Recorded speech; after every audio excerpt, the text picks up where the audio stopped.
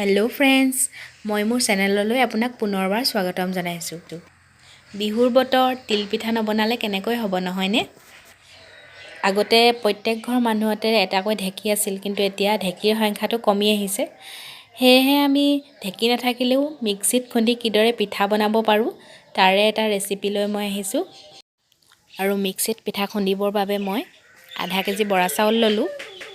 আৰু চাউলখিনি মই 3.5 ঘণ্টামান সময় তিয়াই ৰাখিলোঁ। 3.5 ঘণ্টা সময় তিওৱাৰ পাছত মই এটা ফুটা লগা খৰাহিত চাউলখিনি টুকি ৰাখিলোঁ।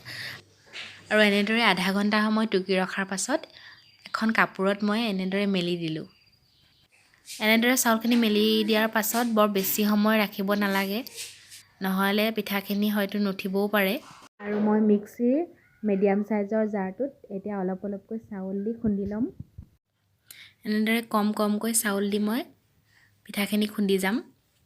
ভিডিঅ'টো চাই ভাল পালে লাইক আৰু কমেণ্ট কৰিব। লগতে যিসকলে মোৰ চেনেলটি নতুনকৈ চাইছে তেওঁলোকে ছাবস্ক্ৰাইব কৰি দিব।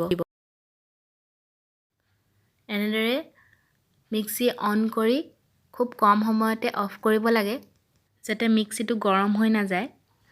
প্ৰথমবাৰ খুন্দোতে তলত অকণমান লাগি যায়, কিন্তু পাছৰবাৰ এনেকুৱা নহয়, কাৰণ চালোতে ৰৈ যোৱাখিনি দি যোৱা হয়।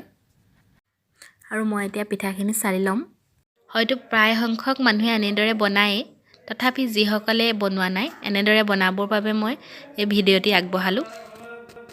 পিঠাখিনি বনাবৰ বাবে মই গুড় আৰু ভজা তিল লৈ লৈছোঁ। এনেদৰে এতিয়া মই এটা এটাকৈ পিঠাকেইটা তেৱাত দি যাম।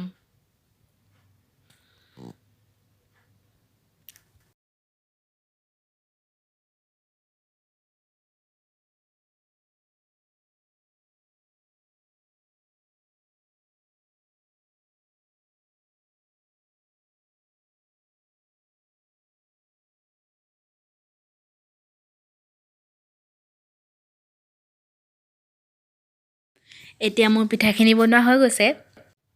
অন্য এটি ৰেচিপি লৈ আকৌ লগ পাম। ভিডিঅ'টি চোৱাৰ বাবে বহুত বহুত ধন্যবাদ।